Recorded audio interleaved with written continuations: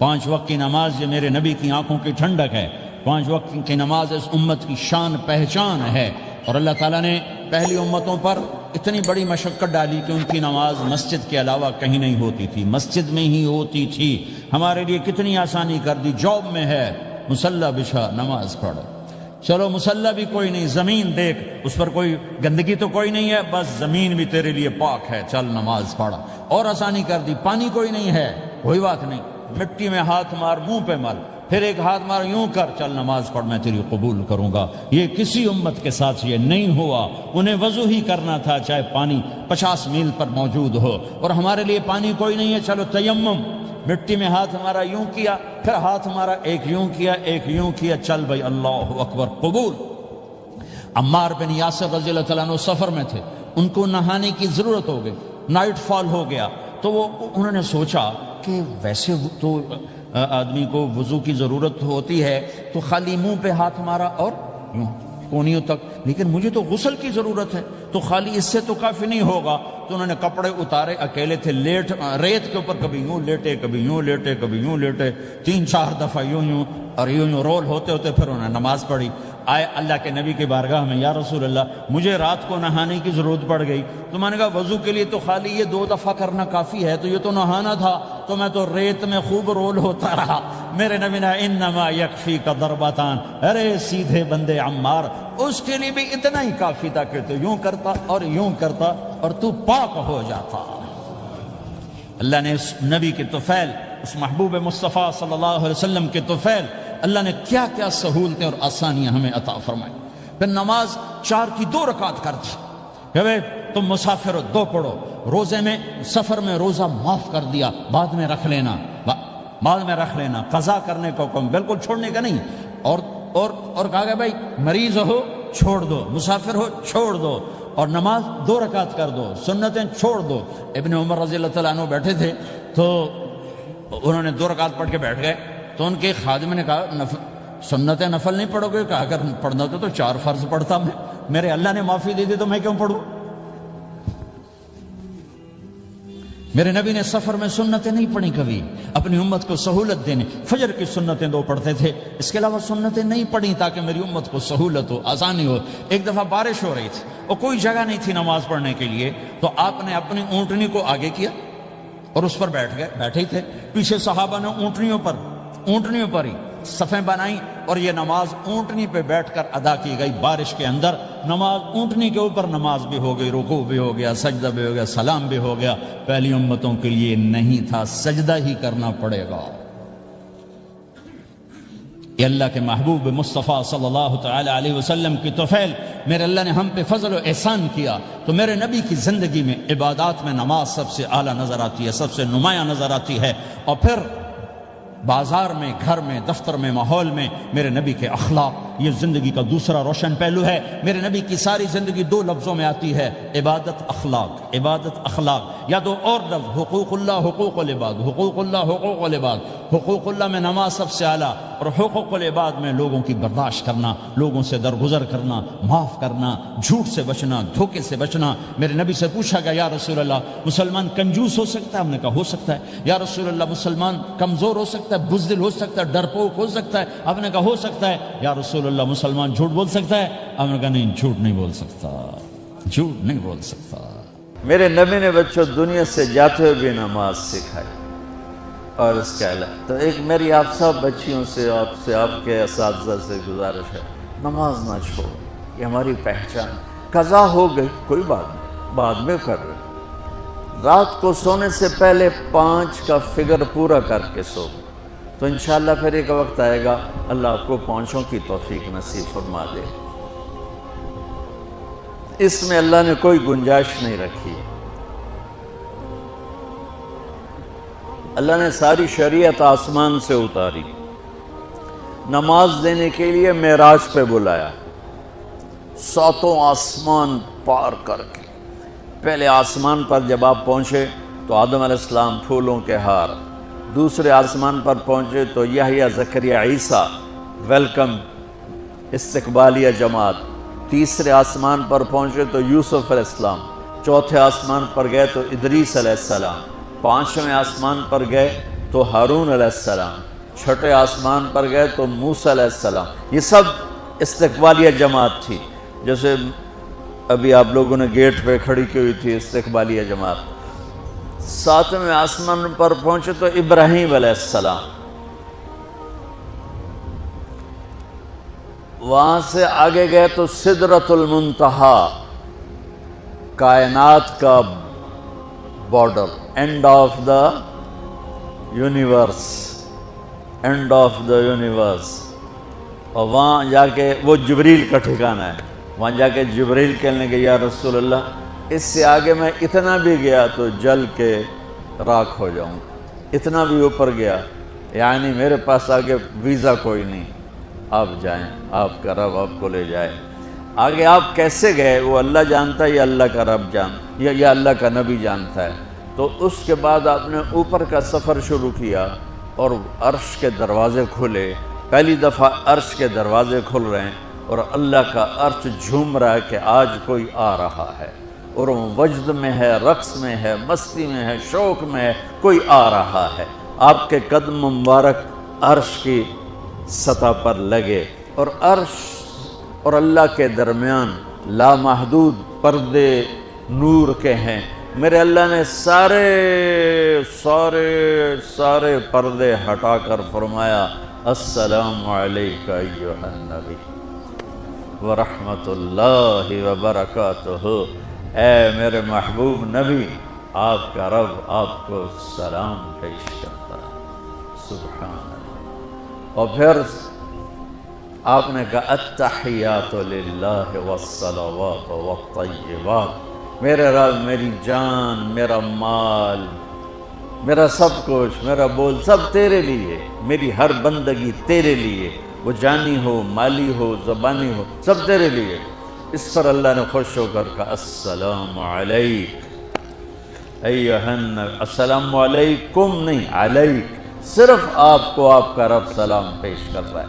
علیکم میں تھا وہ تو آپ سب کو نہیں، صرف آپ کو. اے میرے محبوب، آپ کا رب صرف آپ کو یہ عزت دے رہا ہے کہ آپ کو آپ کا رب سلام پیش کرتا ہے. آپ پر اللہ کی رحمت ہو، اللہ کی برکتیں ہوں. پھر اپنے نبی پہ قربان جاؤ. انہوں نے امت کو شامل کر لیا کہ اچھا یا اللہ وہ تو تیری شان بے نیازی ہے، آپ نے مجھے اپنی رحمت سے نواز کر کہا السلام علیکہ، پر اب میں کہتا ہوں میری قبول کر لینا السلام علینا. میرے اوپر اور میری امت پر بھی تیرا سلام آ جائے. کیا نبی اللہ نے لیا، سبحان اللہ. آپ نے فوراً امت کو شامل کیا. السلام علینا، یا اللہ ہم سب پر پوری امت پر تیرا سلام ہو، پوری امت پر تیرا سلام ہو. وہاں جو تحفہ دیا، بہت سی باتیں ہوئیں.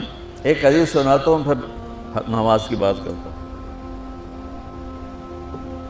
اپنے عرض کی یا اللہ ابراہیم آپ کے خلیل تھے اور موسیٰ آپ کے کلیم تھے، اور داؤد کے لیے لوہا نرم تھا، سلیمان کے لیے ہوا تابع تھی، اور عیسیٰ علیہ السلام ان کے لیے مردے زندہ تھے. فماذا جعلت لی، یا اللہ میرے لیے کیا ہے؟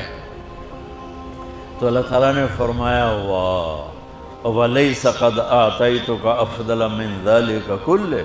میرے محبوب آپ کو وہ دیا ہے جو کسی کو نہیں دیا. اچھا چلو وہ کیا ہے؟ کہ وہ یہ ہے قیامت تک تیرا میرا نام اکٹھا رہے گا، جدا نہیں ہو سکتا. آپ کو میرا ساتھ مل گیا، آپ کو میرا قرب مل گیا. لا الہ الا اللہ. آگے پڑھو. اب یہ جدا ہو سکتا ہے؟ کوئی آتا ہے نا آفیسر تو اس کا نام کی پلیٹ لگتی ہے، نیم پلیٹ لگ جاتی ہے. جب وہ سال 2 سال 3 سال بعد ٹرانسفر ہوتا ہے تو اس کی نیم پلیٹ تبدیل ہو کے دوسری لگ جاتی ہے، یا اپنے دفتروں میں دیکھتے رہتے ہیں. تو آدم سے لے کر موسیٰ تک یہی تھا. ایک نبی آئے، ان کے نام کی پلیٹ لگی، وہ گئے تو اتر کے دوسرا آ گیا، تیسرا آ گیا، چوتھا آ گیا. جب ایک کم 1,24,000 ہوئے عیسیٰ، لا الہ الا اللہ عیسیٰ روح اللہ، تو جب ان کو اللہ نے اٹھایا تو وہ پلیٹ اتر گئی، اب آنا تھا محمد رسول اللہ نے، تو اللہ نے اعلان کر دیا اللہ ذکرت الا ذکرت معی، اب یہ نیم پلیٹ نہیں ہٹ سکتی، قیامت کا دھماکہ بھی اسے نہیں ہٹا سکتا، اب آپ کا اور میرا نام ہمیشہ اکٹھا رہے گا، جدا نہیں۔ پھر اللہ نے اور کیسے اکٹھا کیا، وہ کتنی چیزوں کو اس میں مناسبت سے پیدا کیا۔ اللہ کے لفظ میں کوئی نقطہ ہے؟ بولو ہیں؟ محمد میں کوئی نقطہ ہے؟ احمد میں کوئی نقطہ ہے؟ نہیں ہے۔ جو جن حرفوں پہ نقطہ آتا ہے نا، با تا ثا جیم ش زال زا شین ضاد ضا غین ف قاف نون، یہ کمزور ہیں، اور جن حرفوں پہ نقطہ نہیں آتا یہ پاورفل ہیں۔ تو اللہ نے اپنے حبیب کے نام کے لیے وہ حرف لیے جو پاورفل ہیں، کہ ان میں کوئی نقطہ کوئی نہیں ہے۔ اس لیے اللہ کا اصل نام اللہ ہے، خدا نہیں ہے۔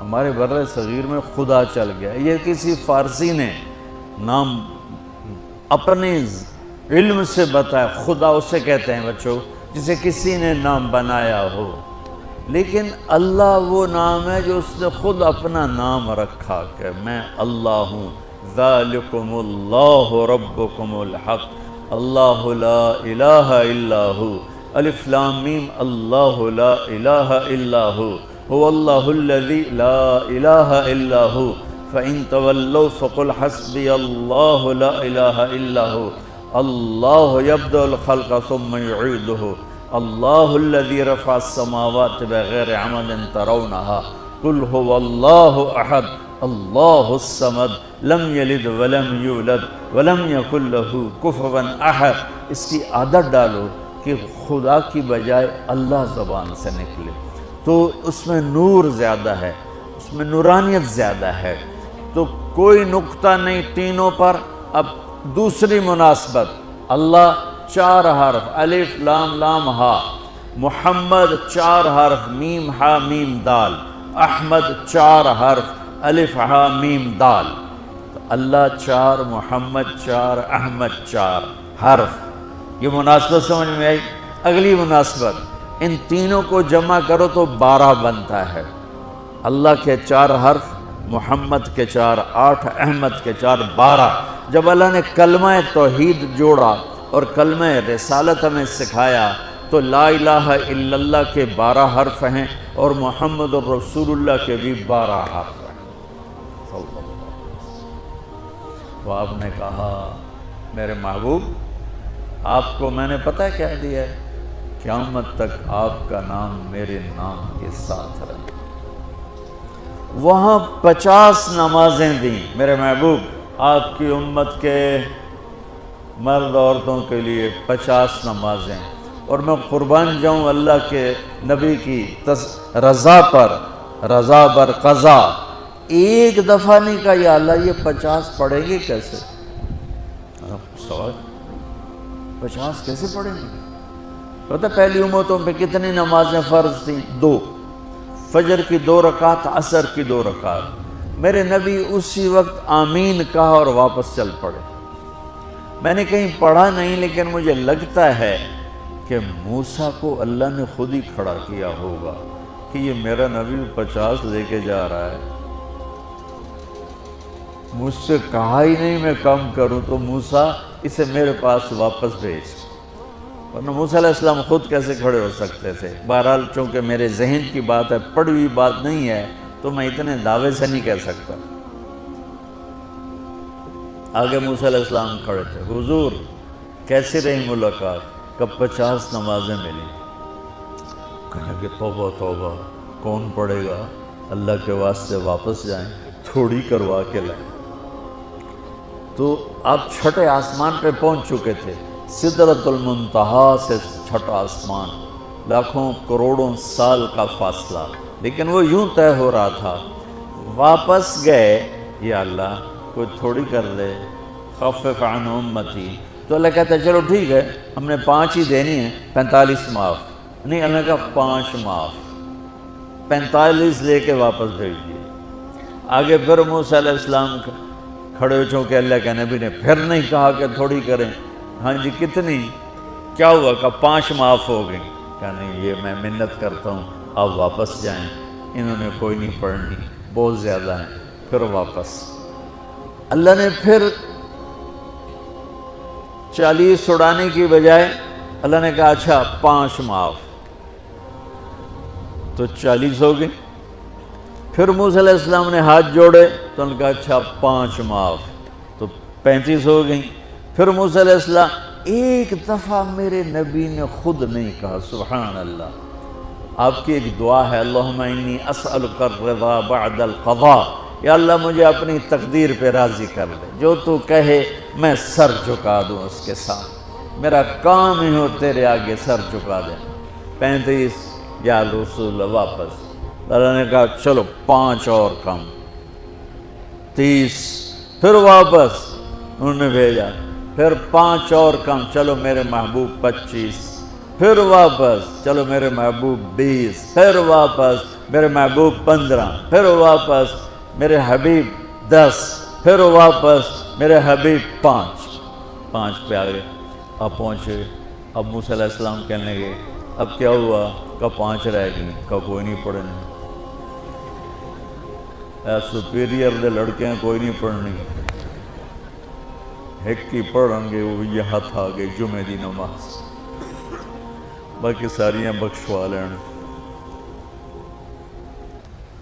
شیخ عبدالقادر جیلانی محبوب سبحانی پیران پیر رحمت اللہ علیہ مراقبے میں تھے تو شیطان نا نورانی شکل میں آ گیا. میں تیرا رب تجھ سے بات کر رہا ہوں، جا آج سے تیری سب نمازیں معاف. تو وہ کوئی عام عالم تھوڑا ہی تھے پیرانے پیر. انہوں نے مراقبے میں فرمایا کہ یہ تو رب نے اپنے نبی کو معاف نہ کی، تو کون ہے مجھے معاف کرنے والا؟ تو شیطان ہی لگتا. تانوں خواب آ جاندہ تسی ڈھنڈورا پٹوا دینا شکر نمازاں دی چھٹی ہو گئی، کم بن گیا نمازاں دی. رب نے آ کے آخ دیتا ہے نمازاں دی چھٹی، یہ نہیں پتہ بھی شیطان آیا بیٹھا. تو موسیٰ علیہ السلام نے کہا یا رسول اللہ 5 بہت زیادہ ہیں نہیں پڑھیں. آپ نے کہا موسیٰ اب مجھے شرم آتی ہے، 5 کم ہو رہی ہیں، اب گیا اور یہ بھی معاف ہو گئیں تو پھر میری امت اپنے اللہ سے رابطہ کیسے کرے گی؟ میں نہیں جاتی. تو موسیٰ علیہ السلام نے اس پر کہا یا رسول اللہ میری امت پہ 2 نمازیں فرض تھیں، فجر کی 2 رکعت، عصر کی 2 رکعت، اور وہ بھی باجماعت نہیں تھی. باجماعت ہمیں ملی ہے، ہمیں اذان ملی، ہمیں مسجد ملی، ہمیں باجماعت نماز ملی، ہمیں نماز میں قرآن کی تلاوت ملی، ہمیں نماز میں رکوع ملا. پہلی امتوں کی اذان کوئی نہیں، مسجد کوئی نہیں، تلاوت کوئی نہیں، نماز کے اندر رکوع کوئی نہیں، قیام سے سیدھا سجدہ، اور کھڑے ہو کر تسبیح پڑھو، تلاوت کوئی نہیں. چونکہ وہ اپنی کتاب کے حافظ نہیں ہوتے تھے، اور ہمیں اللہ نے یہ دولت دی ہے کہ ہمارا 7 سال کے بچے سے لے کر 70 سال کا بوڑھا حافظ قرآن ہو جاتا ہے. میرے پڑوس میں ایک بچی، 5 بچوں کی ماں، 40 سال عمر، 5 بچوں کو لے کر اس نے 2 سطریں یاد کرنا شروع کی. اس نے 10 سال میں سارا قرآن یاد کر لیا. بچوں کی خدمت، خامن کی خدمت، ساس سسر کی خدمت، اپنی خدمت، اور اس کے ساتھ 10 وہ لگی رہی. 10 سال میں قرآن یاد سارا کر لی. اور اس کا الٹ بھی بتاؤں، میرے مدرسے میں میرا ایک شاگرد تھا سلیمان نام، آج کل امریکہ میں ہوتا ہے، وہاں مدرسہ چلا رہا ہے. تو رمضان آ گیا تو کوئی حافظ نہیں تھا. انہوں نے کہا استاد جی میں سناؤں گا. صبح بیٹھتا اور شام تک 1 سپارہ یاد کرتا اور عشاء میں تراویح میں سنا دیتا. اس نے 30 دن میں سارا قرآن یاد کر لیا، صرف 30 دن میں. یہ میں آپ کو کہیں کی نہیں سنا رہا، چونکہ میرے مدرسے کا قصہ اس لیے میں آپ کو سنا رہا ہوں پورے دعوے کے ساتھ. اس بچے نے صرف 30 دن میں قرآن یاد کر کے صبح سے شام تک یاد کرتا اور شام کو تراویح میں سنا دیتا. اور ایسا بھی نہیں کہ کبھی ادھر جا رہا ہو کبھی ادھر جا رہا ہو، فر پورا یاد کر کے سناتی. تو ہمیں نماز بڑی خوبصورت ملی. تو موسیٰ علیہ السلام کہنے لگے یا رسول اللہ میری امت نے 2 نہیں پڑھی تھی، یہ آپ کی امت 5 کیسے پڑھے؟ آپ نے کہا نہیں موسیٰ اب مجھے شرم آتی ہے۔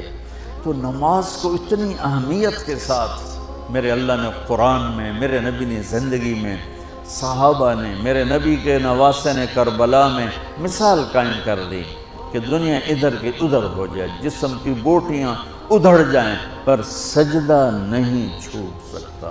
روزے میں ہے مسافر ہو بعد میں رکھ لو، بیمار ہو بعد میں رکھ لو، نماز میں کوئی معافی نہیں ہوئی۔ حج میں گنجائش ہے، آج فرض ہوا ہے موت سے پہلے پہلے ادا کر لو۔ زکوٰۃ میں گنجائش ہے، آج فرض ہوئی ہے اگلے سال کی 22 اکتوبر تک جب چاہو دے دو۔ لیکن نماز کا وقت آ گیا ہے، آ گیا عین لڑائی میں اگر وقت نماز، قبلہ رو ہو کے کھڑی ہو گئی قوم حجاز۔ نماز کی تاخیر کوئی نہیں، نماز پڑھنی پڑے گی، یہ ہمیں اللہ سے جوڑتی ہے۔ ہاں، الا لعنت اللہ علی الکاذبین، جھوٹوں پہ اللہ کی لعنت۔ اس لعنت کے ساتھ 400 پاؤنڈ بچا لیے، 4000 بچا لیے، 4 ملین بچا لیے، 4 بلین بچا لیے، 4 ٹریلین بچا لیے، ساری دنیا کو بچا لیا، اور اوپر اللہ کی لعنت پڑی تو اللہ کی قسم گھاٹے کا سودا ہے۔ اور سچے ہو گئے، سچ بولا، یہ میں 100 پاؤنڈ کماتا ہوں، لے لو جو لینا ہے اس میں سے، یہ میں 1000 پاؤنڈ کماتا ہوں، لے لو جو لینا ہے، یہ میں 50,000 پاؤنڈ کماتا ہوں، لے لو جو لینا ہے، کہ مسلمان کی زبان سے جھوٹ نہیں نکلتا، سچ ہی بولتا ہے۔ آپ تشریف لے جا رہے ہیں، ایک آواز ہے یا رسول اللہ، آپ نے یوں دیکھا کوئی نظر نہیں آیا، پھر آواز ہے یا رسول اللہ، تو آپ نے دیکھا کہ ہرنی ڈیر چھوٹی وہ کھڑی ہوئی رسی میں بندھی، تو آپ نے کہا کیا ہوا؟ کہا جی آپ کا صحابی مجھے پکڑ کے لایا ہے، میرے چھوٹے چھوٹے بچے بھوک سے رو رہے ہوں گے، آپ مجھے چھوڑ دیں، میں بچوں کو دودھ پلا کے واپس آ جاتا، مجھے پتا ہے میرے اللہ کی تقدیر میرے بارے میں کیا ہے۔ تو آپ نے کہا اگر تو واپس نہ آئی تو پھر؟ تو اس نے کہا مجھے اللہ جہنم میں ڈال دے۔ آپ نے اس کی رسی کھول دی، خود وہیں بیٹھ گئے، اس نے دوڑ لگائی اور پہاڑوں میں گم ہو گئے۔ تھوڑی دیر کے بعد وہ دوڑتی ہوئی آئی اور آ کے سر یا رسول اللہ میں حاضر ہو جاؤں، تو آپ نے اس کو باندھ کے وہیں آپ بیٹھ گئے نہیں۔ دیر کے بعد وہ صحابی آئے جنہوں نے اس کو شکار کیا تھا، پکڑا تھا، تو کہنے لگے، ان کا یا رسول اللہ آپ یہاں کیسے؟ کہ میں ایک درخواست لے کر آیا ہوں۔ کہ کیا؟ کہ یہ ہرنی مجھے ہدیہ کر دو۔ کہ یا رسول اللہ سب کچھ آپ کا ہے، کہنے بس یہ ہدیہ کر دو۔ کہ یا رسول اللہ حاضر۔ تو آپ نے اس کو لے کر رسی اس کی گردن سے نکالی، کہ جا بچی اپنے بچوں کے پاس جا کے خوشی منا، سچ نجات دیتا ہے اور جھوٹ ہلاک کرتا ہے۔ ایک ہرنی جان کی بازی کھیل گئی سچ بولنے کے لیے، تم چند پونڈوں پہ جھوٹ بولتے ہو، ایمان کو برباد کر کے رکھ دیتے ہو۔ مسلمان جھوٹ نہیں بولتا، مسلمان دھوکہ نہیں دیتا، مسلمان کی زبان سے سخت بول نہیں نکلتا، کسی کو بے عزت نہیں کرتا، کسی کو کی بے اکرامی نہیں کرتا، کسی کا دل نہیں توڑتا، کسی کو ذلیل نہیں کرتا، خود سہتا ہے، اوروں کو خوشیاں دیتا ہے، خود دکھ سہتا ہے، اوروں کو راحت دیتا ہے، خود تکلیف سہتا ہے۔ یہ میرے نبی کے اخلاق ہیں، یہ میرے نبی کی زندگی ہے، اور یہ اسلام کا سب سے بڑا چیپٹر ہے، وہ سب سے مشکل چیپٹر ہے۔ جب میرے نبی نے لمبی نمازیں پڑھی تو اللہ نے روک دیا کہ میرے حبیب ما انزلنا علیک القرآن لتشقى، اتنی لمبی نماز نہ پڑھ کے تو تھک جائے۔ میرے نبی نے تبلیغ میں زور دکھایا تو اللہ نے روک دیا، فلتذهب نفسك عليهم حسرات، میرے نبی اتنا غم نہ کر کے آپ خود ہی آہیں بھرتے بھرتے آپ مر جائیں۔ میرے نبی نے مال سارا خرچ کیا، اللہ نے اس سے بھی روک دیا، ولا تبسطها كل البسط فتقعد ملوما محسورا، اتنا خرچ نہ کریں کہ آپ خود پھر دکھی ہو کے بیٹھ جائیں۔ خرچ کرنا بہت بڑا عمل، تبلیغ سب سے سارے عملوں کا سردار عمل، تبلیغ سے بڑا کوئی کام ہوتا تو اللہ نبیوں کو دیتا، اگر تبلیغ سے بڑھ کر کوئی کام ہوتا تو اللہ نبیوں کو دیتا، گشت سے بڑھ کر کوئی محنت ہوتی تو اللہ نبیوں کو دیتا۔ 950 سال نوح علیہ السلام گشتی کر رہے ہیں، اور اللہ کی مان لو، اللہ کی مان لو، اتنا عظیم عمل کا میرے نبی درمیانہ نماز سب سے بڑی عبادت، میرے نبی درمیانہ کام، لیکن جب میرے نبی نے اخلاق اچھے کیے، دشمن کو معاف کرنا۔ لیکن ایک آدمی آپ سوئے ہوئے تھے، آپ کی تلوار لٹکی تھی، ایک آدمی آیا، اس نے آپ کی تلوار اتاری اور یوں ہماری پسلی میں، آپ اٹھ کے بیٹھ گئے۔ اب وہ قتل کے ارادے کے لیے آ چکا ہے اور تلوار یہاں ہے، کہتا من یمنعک منی، اب بول تمہیں کون بچائے گا؟ تو آپ نے مسکراتے ہوئے کہا اللہ، تو اس کے ہاتھ سے تلوار گر پڑی، تو آپ نے اٹھا لی، آپ نے یوں سیدھی کی، اب تو بچا، تجھے کون بچائے گا؟ وہ کہنے لگا مجھے تو ہی بچائے گا۔ وہ تو اللہ کو جانتا نہیں تھا، کہا بابا مجھے تو ہی بچائے گا۔ تو آپ کہتے ہیں اس کا سر اڑا دو، یہ نبی کو قتل کرنے آیا ہے۔ میرے نبی نے فرمایا کلمہ پڑھتے ہو؟ کہا نہیں پڑھتا۔ کہا جاؤ معاف کیا، جاؤ معاف کیا۔ یہ میرے نبی کے اخلاق ہیں۔ 20 سال جنہوں نے قتل کے منصوبے بنائے، قتل کے منصوبے، مکہ والے، جب آپ مکہ میں فاتحانہ داخل ہوئے، ابو سفیان سب سے زیادہ آپ کو دکھ پہنچانے والوں میں پیش تو آپ نے ابو سفیان کو عزت دی۔ جو ابو سفیان کے گھر میں داخل ہوگا اس کو کچھ نہیں کہا جائے گا۔ آپ تو ابو سفیان کو بلا کے سولی پہ لٹکاتے، اور آپ کہہ رہے ہیں جو ابو سفیان کے گھر میں جائے گا اسے کچھ نہیں کہا جائے گا، جو بیت اللہ میں ہوگا اسے کچھ نہیں کہا جائے گا۔ سارا مکہ سامنے، آپ یوں بیت اللہ کا دروازے پر یوں دونوں ہاتھ ایسے ٹکا کے کھڑے تھے۔ پھر آپ نے کہا میں کیا کروں گا اب تمہارے ساتھ؟ تو سہیل بن عمر نے کہا آپ کریم ہیں، کریم کے بیٹے ہیں۔ تو آپ نے کہا جاؤ میں نے معاف کیا۔ یہ اخلاق آج مٹ چکے ہیں، مردوں سے، عورتوں سے، علم والوں سے، خانقاہ والوں سے، تبلیغ والوں سے، سب زیرو ہوئے پڑے ہیں۔ جب تک یہ اخلاق زندہ نہیں ہوتے اسلامی زندگی قائم نہیں ہو سکتی، اسلامی معاشرت قائم نہیں ہو سکتی۔ اور دین دو چیزوں سے آگے پھیلتا ہے، ایک دعوت اور ایک اخلاق۔ دعوت اور اخلاق، دعوت اور اخلاق۔ دعوت نہیں ہوگی تو اخلاق وہیں پڑے رہ جائیں گے، اخلاق نہیں ہوگے تو دعوت کوئی قبول نہیں کرے گا۔ میرے نبی نے کتنے معجزے دکھائے مکے میں، نہیں کلمہ پڑھا۔ بدر میں ان کے 70 مارے گئے، فرشتوں کو دیکھا، جبریل کے گھوڑے کی آواز سنی، کلمہ نہیں پڑھا۔ خندق میں شکست ہوئی، کلمہ نہیں پڑھا۔ پانی نکلتے دیکھا، انگلیوں سے کلمہ نہیں پڑھا۔ ایک بکرے کا ایک بازو پکایا، ایک بازو بکرے کا، ایک اگلا جو بازو ہوتا، اور 40 آدمیوں نے کھانا کھایا اور ایک بوٹی کم نہیں ہوئی، ایک بوٹی کم نہیں ہوئی، کلمہ نہیں پڑھا۔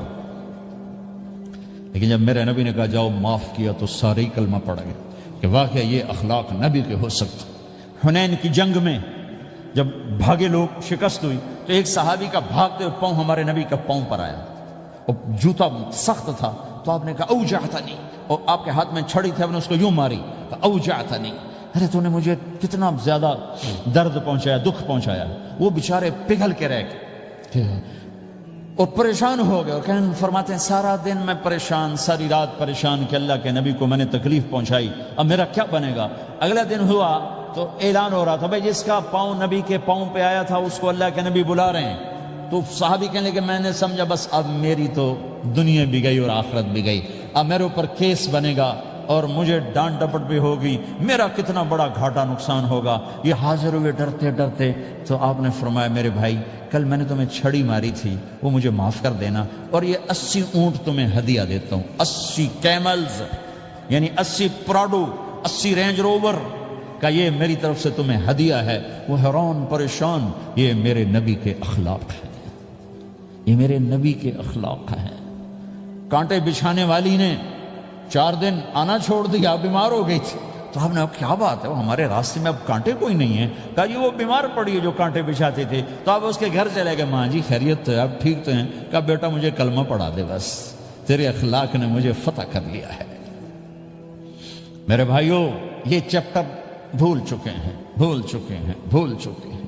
جب تک یہ چیپٹر زندہ نہیں ہوگا زندگی اسلامی نہیں بنے گی، معاشرہ اسلامی نہیں بنے گا، اور آگے قوموں کے لیے اسلام کا دروازہ نہیں کھلے گا۔ ہمیں معاف کرنا آتا ہو، ہمیں گالی دینے والے کو دعا دینا آتا ہو، غیبت کرنے والے کی تعریف آتی ہو، اور غیبت کرنے سے، غیبت سننے سے اپنے آپ کو ایسے بچاؤ جیسے زہر سے بچاتے ہو، اسے آگ سے بچاتے ہو۔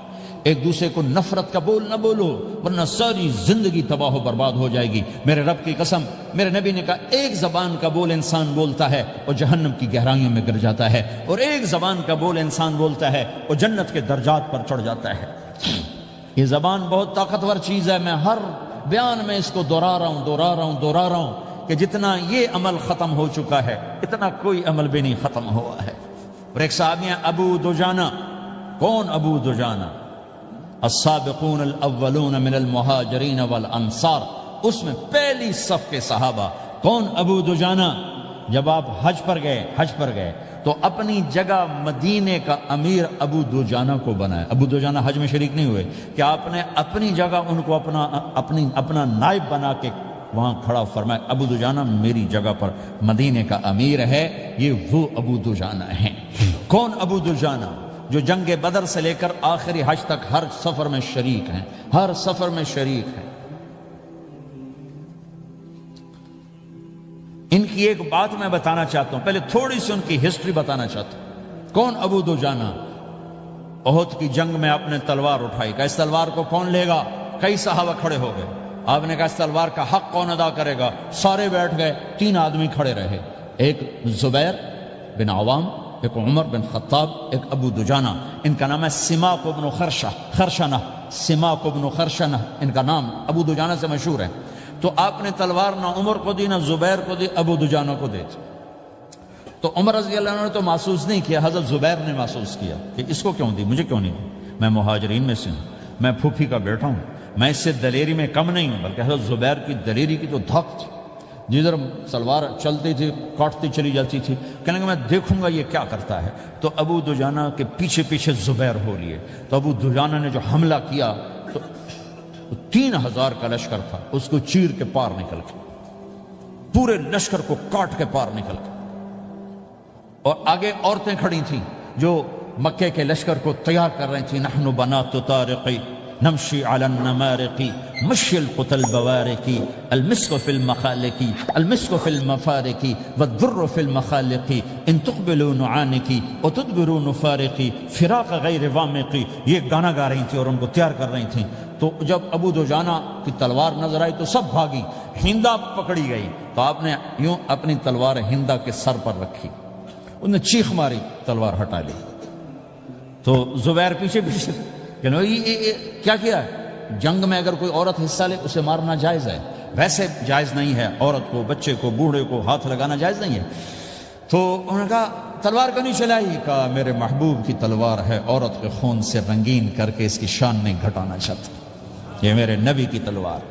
پھر واپس ہوئے، پھر اٹیک کیا اور پھر مجمع کو چیر دیا۔ سامنے ایک آدمی آ رہا تھا ہاتھی کی طرح، اتنا لمبا موٹا تازہ۔ تو زبیر کہنے کہ میرے جی میں آیا کبھی اس کی ٹکر ہونا، پھر میں دیکھوں ابو دجانہ کیا چیز ہے۔ تو اللہ کا کرنا ایسا ہوا، ابو دجانہ دونوں آمنے سامنے ہو گئے۔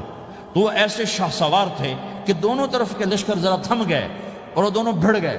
ابو دجانہ کے اپنے جوہر، اس پہلوان کے اپنے جوہر، غبار اٹھا، مٹی اٹھی، اور اس کی اپنی طاقت، ان کی اپنی طاقت، انہوں نے ابو دجانہ کو اس نے زخمی کر دیا۔ ابو دجانہ نے جو جوش میں آ کے ماری تلوار، اس کو لگی یہاں، تو اتنی طاقت سے لگی کہ اس کے نیچے اتر کر 2 ٹکڑوں میں تقسیم کر دی۔ یوں ماری تو ایک حصہ ادھر، ایک حصہ، پھر یوں دیکھا اور اپنے چہرے سے لوہے کی ٹوپی اتاری، اما ترا انا ابو دجانہ، کیا دیکھ رہے ہو؟ میں ہوں ابو دجانہ، تلوار صحیح لی ہے میں نے، غلط نہیں لی۔ یہ ابو دجانہ ہیں۔ اور جب شکست ہو گئی احد کی جنگ میں، اور پھر 10-12 آدمیوں نے آپ کو گھیرے میں لیا ہوا تھا، ان میں ایک ابو بکر تھے، عمر تھے، علی تھے، طلحہ تھے، زبیر تھے، سعد بن ابی وقاص تھے، اور سہل بن حنیف تھے، عبادہ قتادہ بن نعمان تھے، اور ابو دجانہ تھے رضی اللہ تعالی عنہم۔ ان میں سے ایک ابو دجانہ بھی تھے۔ اور یمامہ کی جنگ میں ابو دجانہ شہید ہوئے، یمامہ کی جنگ میں شہید ہوئے۔ یہ ابو دجانہ کی تھوڑی سی سیرت آپ کے سامنے آئی ہے۔ اس کے بعد اب آپ ان کے قول کو سنو تاکہ اس کا وزن آپ کے سامنے آئے۔ یہ بدر کے شریک ہیں، اللہ کے نبی نے کہا بدر کا صحابی جو مرضی کرے بخشا گیا۔ یہ صلح حدیبیہ کے شریک ہیں، اللہ نے قرآن میں کہا لقد رضی اللہ، میں ان سے راضی ہو گیا۔ یہ صحابی ہیں، اللہ نے کہا کلا وعد اللہ الحسنى، اے میرا نبی تیرے ہر صحابی کے لیے جنت کا وعدہ ہے۔ اور اب یہ کیا کہتے ہیں؟ یہ کیا کہتے ہیں لوگو؟ ان ارجع عملی عند، لوگو میرے پاس، ابو دجانہ میرے پاس بخشش کا سب سے بڑا عمل جانتے ہو کیا ہے؟ بدر نہیں، احد نہیں، حدیبیہ نہیں، خندق نہیں، خیبر نہیں، فتح مکہ نہیں، آخری حج نہیں۔ کیا ہے؟ کیا ہے لوگو؟ ان ارجع عملی عندی، میرے پاس آخرت میں بخشش کا سب سے بڑا عمل بس ایک ہے کہ ما آذیت احدا بلسانی، میں نے اپنی زبان سے کبھی کسی کو دکھ نہیں پہنچایا۔ ولا اجد فی قلبی غلا لاحد، اور میرے دل میں کسی کے لیے بغض کوئی نہیں ہے، بس یہ میری بخشش کا عمل ہے۔ تو بھائیو، نبی کے اخلاق میں 2 چیزیں لے لو، ایک زبان سے کسی کو دکھ نہ دو، ایک دل میں کسی کا بغض نہ رکھو، اللہ کی قسم بغیر حساب کتاب کے جنت میں جاؤ گے۔ بڑے بڑے جنید بغدادی اور بڑے بڑے معرفت والے تمہیں دیکھتے رہ جائیں گے، تمہاری رفتار اتنی تیز ہوگی کہ تمہیں وہی پکڑ سکے گا جس کا یہ دو عمل تم سے زیادہ اچھا ہوگا۔ جس روڈ پہ رش ہوتا آپ وہاں سے گاڑی ہٹا لیتے ہو، ادھر نہیں جانا، ادھر رش ہے، وہ سائن وغیرہ آپ کو آ جاتے ہیں کہ بھائی ادھر بلاک ہے، ادھر نہیں جانا، ادھر جانا ہے۔ تو جہاں روڈ پہ رش ہوتا ہے تو قیمتی سے قیمتی گاڑی کی رفتار بھی آہستہ ہو جاتی ہے، اور جہاں روڈ خالی ہوتا ہے تو پرانی گاڑی بھی بھاگے جا رہی ہوتی۔ ہمارے یہاں پرانی گاڑی ہوتی ہے نا، پرانی بسوں کے پیچھے لکھا ہوتا ہے نہ انجن کی خوبی نہ ڈرائیور کا کمال، خدا کے سہارے چلی جا رہی ہے۔ اور جس کے پاس ایسی گاڑی ہو، نہ انجن کی خوبی نہ ڈرائیور کا کمال، تو اگر اس کو روڈ خالی مل جائے تو وہ تو مرسیڈیز والے سے پہلے پہنچے گا، رینج روور والے سے پہلے پہنچے گا، بینٹلی والے سے پہلے پہنچے گا، رولز رائس والے سے پہلے پہنچے گا، جو وہ تو پھنسی کھڑی اور اس کا روڈ ہی خالی ہے۔ تو میرے بھائیو، یہ میں ایک مثال دیتا ہوں، عبادات کی روڈ پہ بہت رش ہے، نمازی بے شمار ہیں، روزے دار بے شمار ہیں، عمرے والے بے شمار ہیں، حج والے بے شمار ہیں، اور تہجد گزار بے شمار ہیں، علماء بے شمار ہیں، حافظ بے شمار ہیں، ذکر والے بے شمار ہیں، بہت رش ہے، تبلیغ والے بے شمار ہیں، لیکن جو اخلاق والا روڈ ہے نا، یہ خالی پڑا ہے۔ اس پہ موٹر زوکی پہ چڑھ کے آ جاؤ تو سب سے آگے نکل جاؤ، سائیکل پہ چڑھ کے آ جاؤ تو سب سے آگے نکل جاؤ، کہ روڈ ہی خالی ہے۔